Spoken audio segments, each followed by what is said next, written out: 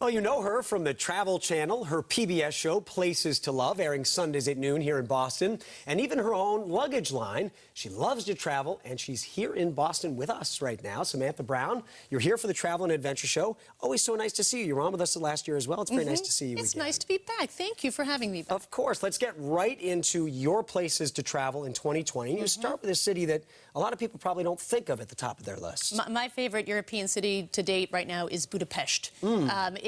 Budapest in Hungary, it's a capital city. It's a perfect blend of East and West. It's an intriguing city that is as beautiful as Paris, but here's why I love it. It's a good 25–30% less expensive than places like Barcelona, Firenze, Rome, Venice, and it's not as crowded. There's a big problem right now in the travel industry where some of these destinations are too overcrowded, especially in the summer. Budapest is your perfect. Is it generally easy to get there?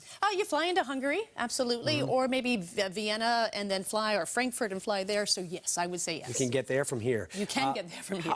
Let's switch gears and go maybe places to avoid this year. You say some overcrowded places like Venice, Florence, and Barcelona. Yes. And you say go Budapest instead. I do. And the places that I'm saying avoid, it's just the timing. Yes. So everyone's going in July. Everyone's going in August, and there's just too many of us. Spread it out. So go to Barcelona, but maybe go in May or April or October. Go to Venice, but go in the winter. Cities are wonderful in the colder months. They still have everything to offer without the crowds, and the people who live there actually like that you're here, that you're there with them. So not go at all, right? Just not during the peak season. Another one on your list that caught my eye, South New Zealand. The top of the South New Zealand. So New Zealand is on everyone's bucket list. And then the biggest challenge when you plan a trip to New Zealand is you realize this one small country is actually 2 islands. You're like, now what do I do? Which island do I go to? Yeah. I've been to both. They're both spectacular, but top of the South is what we want in New Zealand. Just that environment that is just spectacular, epically large, gorgeous beaches. To yourself, you hike there to deserted beaches. This is Marlborough wine country, so like if you went to Napa in California, you would go wine tasting there. This is what's famous for the Sauvignon Blanc of New Zealand that we drink and we enjoy. This is where that's from. And the one thing that we did that we absolutely loved was for the Lord of the Rings fans. Yes. Because Lord of the Rings started this whole thing. We saw that movie 20 years ago. How and we're beautiful the landscape and is. then we realized it wasn't computer generated. That was the big thing. It was like, that's not computer generated. It's not. And one of the locations we did was called Mount Olympus, only accessible by helicopter. You land, it is a location for Lord of the Rings film, the very first one. Wow. And it is unlike anything you have ever seen. That does sound like a bucket list item. Yes, right there. absolutely. The Florida Keys. So this is a wonderful destination, especially now for Bostonians and everyone who lives in cold weather. So easy to get to. Fly into Miami, have a great time in Miami, and then drive down. Drive down this beautiful long string of coral islands that, you know, meet at Key West, the southernmost tip of the United States. That's one of the best road trips in the world. Easy to go, pretty straight shot. Beautiful. And one of the islands we showcased was Marathon Key. And there's something here that I absolutely loved, the Turtle Hospital. And the Turtle Hospital is this old, just a motor lodge that this man in the 80s turned into a hospital for turtles. They've saved 3,000 turtles that have been sea turtles, yes, that have been caught up in fishing line, that have died because of disease. Maybe they were run over by a boat. I'm sorry, none of them are dead. They come here and they need help. But you can witness their operating room where they're operating on the turtles at the time that they're operating on them.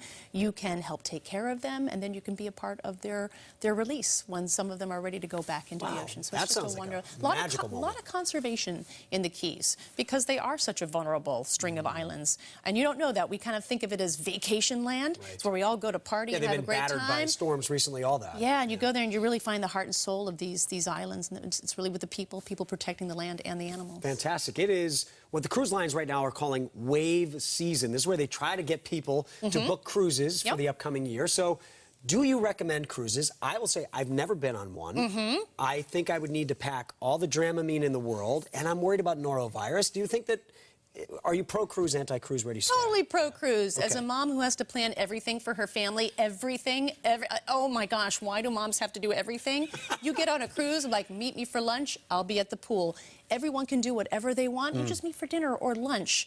So it is a perfect idea for people who are traveling with other families, multi-generational trips. Everyone gets to do what they want, and mom gets to rest. So yes, I'm a big That's key. pro cruiser. You say, I don't need Dramamine.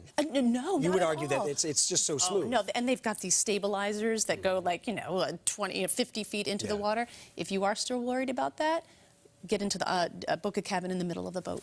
Book a cabin in the middle of the boat. Not- if I not get the sick, front. I'm calling you and saying, you said I was going to be okay. Make sure you have my right phone number. What is your take on hotels versus Airbnbs? I'm a big hotels fan. I did a Really? whole Why show is that? called Great Hotels. Yeah. I just think that I like the services. I like to check in. Sometimes I like room service. I like my internet to work.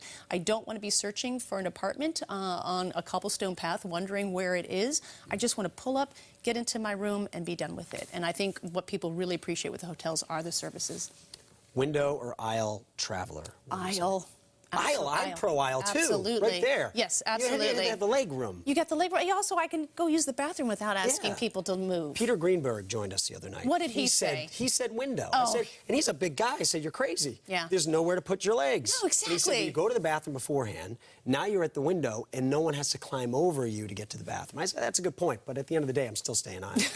I still like the power of the aisle. And what do we need to I'm do? the gatekeeper.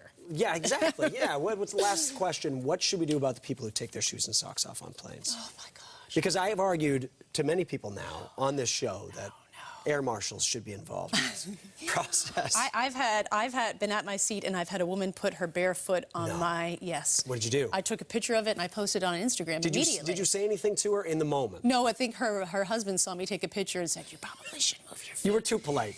I would have said something. Oh my gosh, it's not only is it gross, but I've also seen people with their stocking feet then go into the bathroom, and maybe I don't know if this is appropriate talk for this show, Yeah. but No, this is it's after a hours, dirty, so okay. this is a dirty Right. bathroom floor, like. Right. Men with bad aim. Why would you? Sorry, it's too much information. But I don't put your shoes on. Right, right. This is No. Samantha Brown After Dark, everyone. Yeah, yeah. Welcome back. You're going to be at the Travel and Adventure Show Yes. at Heinz Convention Center this weekend. What are you going to be talking about there? I'd be talking about my, top tips, the great places to go in 2020, especially places to love, my travel series. Well, Samantha Brown, it's always so nice to see you. I Nice to appreciate it. see you, too. Thank you so much. Enjoy your travels.